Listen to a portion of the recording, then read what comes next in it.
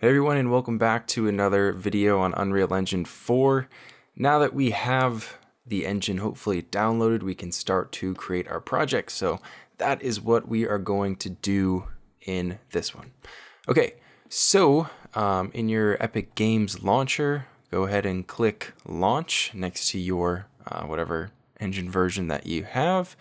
And then after a second of initializing and loading, this menu is going to open up. We're going to click on Game because we be making games. Hit Next. And we are going to be working in a blank project.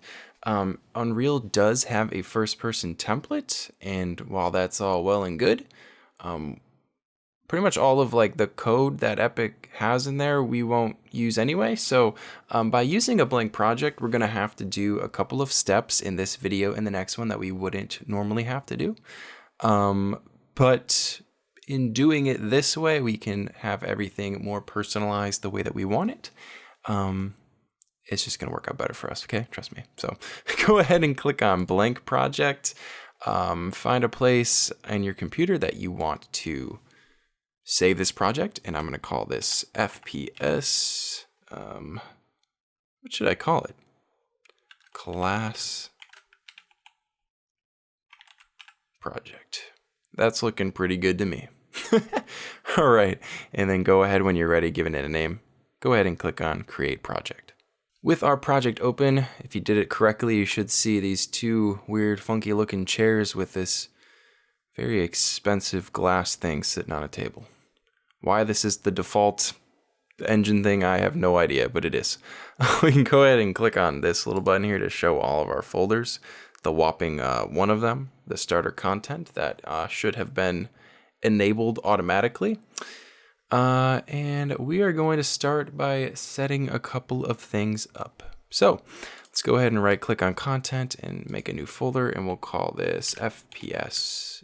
Oh shoot, FPS game. Gotta maneuver around my microphone. Hold on a second here. Okay. Underneath that folder, let's right click there and call this Blueprints. I think I spelled that right. And then underneath again, we're gonna make another one called Character. So I have FPS game, Blueprints, Character.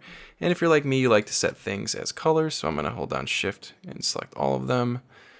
Gonna go to Set Color, and I'm gonna make my folders red. Let's do it like that, okay? And if you were smart, unlike me, you would have dragged this and saved it up here so we can always use it later. Okay, in our Blueprints folder, let's right click and open space, go to Blueprint Class, which is ridiculously hard for me to say for whatever reason. And we're gonna make a game mode base. A game mode base, as it says right here, this tooltip defines the game being played, its rules, scoring, other facets of the game. We are not going to be putting a whole bunch of data in here, but we are creating this. Let's call it BP underscore game mode base. And let's right click, make another class here, player controller, BP underscore player controller. And then last but not least, let's click it again. And then underneath all classes, this drop down menu, let's search for HUD. We're actually doing something with a HUD. So let's go BP underscore HUD.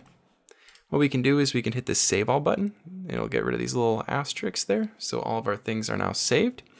Then inside of our character folder, we're gonna make our character. So once again, Blueprint Class Character, and we'll call this BP Player. I hit Control S to just save that really quick. I do that a lot. Yeah, so two ways we can go about doing this. We can either double click on game mode base, or we can do what I like to do, which is settings, project settings. Then underneath project here, there's this tab here saying maps and modes. You click on that. So we'll drop down under selected game mode. You see we have all these little default things that are grayed out. This is why we mainly created a game mode base, so that we can slot in our character as our default pawn. If we don't do that, then it doesn't matter. Whatever script you put in here, the game will not register this as the character that we want to play as. So let's slot in BP game mode base for our default pawn. Let's put in BP player and our HUD class BP HUD, and player controller class BP player controller, game state, player state, spectator, game instance, We can create those if we want, but we won't really be utilizing them. So the default ones should be just fine and dandy.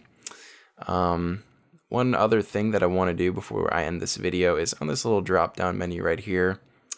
I want to right click in advanced settings underneath play. This is just personal preference. I like to select game gets mouse control.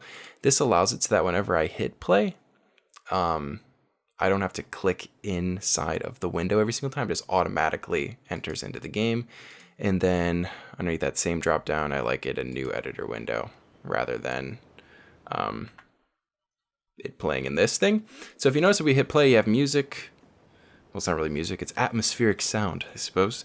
And hitting the keys or hitting the mouse, moving the mouse, it doesn't do anything right now because we have not added that script yet. So if you were to do it the old-fashioned way and use one of the templates, normally you can move right away.